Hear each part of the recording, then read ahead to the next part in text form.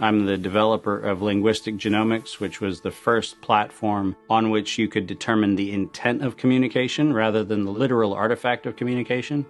But we've also used that technology for a number of other applications in defense and intelligence and finance, and most notably, in the early 2000s, my company was responsible for bringing down what was, at the time, one of the largest tax frauds in U.S. history.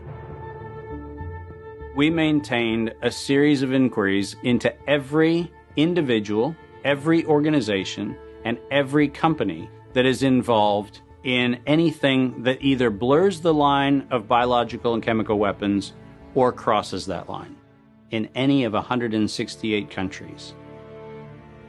In 1999, there were 1 million patents digitized by IBM. And those 1 million patents were the first time human innovation had been put into an electronic digital searchable format. We took that information and we did a very simple exercise using our linguistic genomics technology, where I made the horrific assessment that approximately 1/3 of all patents filed in the United States were functional forgeries, meaning that while they had linguistic variations, they actually covered the same subject matter. In 1999, patents on coronavirus started showing up, and thus began the rabbit trail. March 2003, panic grips Hong Kong as a deadly new virus sweeps through the city. In 2003, the Center for Disease Control saw the possibility of a gold strike, and that was the coronavirus outbreak that happened in Asia. They saw that a virus they knew could be easily manipulated was something that was very valuable, and in 2003 they sought to patent it. And they made sure that they controlled the proprietary rights to the disease, to the virus, and to its detection, and all of the measurement of it. We know that Anthony Fauci, that Ralph Baric, that the Center for Disease Control, and the laundry list of people who wanted to take credit for inventing coronavirus were at the hub of this story. From 2003 to 2018, they controlled 100% of the cash flow that built the empire around the industrial complex of coronavirus. The World Health Organization has officially named the novel coronavirus the novel coronavirus outbreak. The World Health Organization is a pandemic, an international public health emergency. While we know that the coronavirus manipulation started with Dr. Ralph Baric in 1999. The major characteristics of SARS, MERS, and SARS coronavirus 2, it's a good way for you... Ralph Baric is the researcher at the University of North Carolina, Chapel Hill, who's famous for his chimeric coronavirus research. In 2002, there was a recognition that the coronavirus was seen as an exploitable mechanism for both good and ill. On April the 25th, 2003, the U.S. Center for Disease Control filed a patent on the coronavirus transmitted to humans. Under 35 U.S. Code Section 101, nature is prohibited from being patented. Either SARS coronavirus was manufactured, therefore making a patent on it legal, or it was natural, therefore making a patent on it illegal.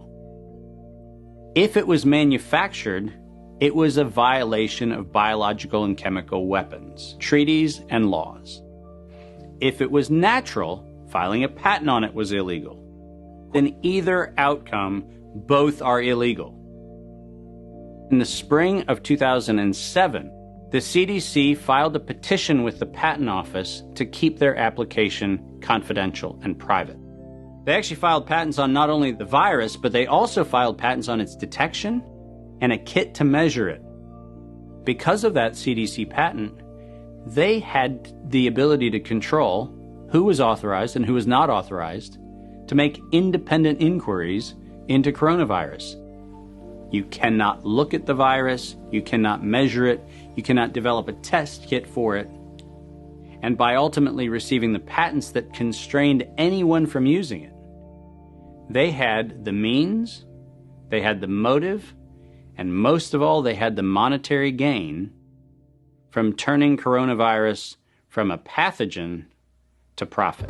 Developing and owning a coronavirus vaccine has become a biotech arms race with political overtones. This vaccine gold rush is starting to bother me.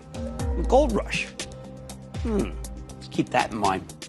And so somewhere between 2012 and 2013, something happened.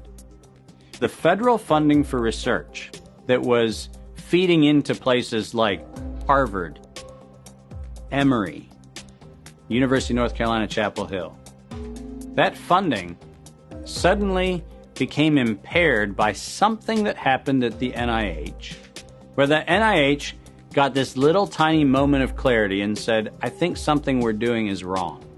And in 2013, the NIH said, gain-of-function research on coronavirus should be suspended. The National Institutes of Health had a moral and social and potentially legal reason to object to research. But the letters that were sent to the researchers essentially said, you are receiving notice that we're telling you to stop. And now on the bottom of the page, we're going to clarify what stop means. Keep going. But when the heat gets hot in 2014 and 15, what do? You offshore the research. You fund the Wuhan Institute of Virology to do the stuff that sounds like it's getting a little edgy with respect to its morality and legality. But do you do it straight way? No. You run the money through a series of cover organizations to make it look like you're funding a U.S. operation, which then subcontracts with the Wuhan Institute of Virology. The U.S. could say, China did it.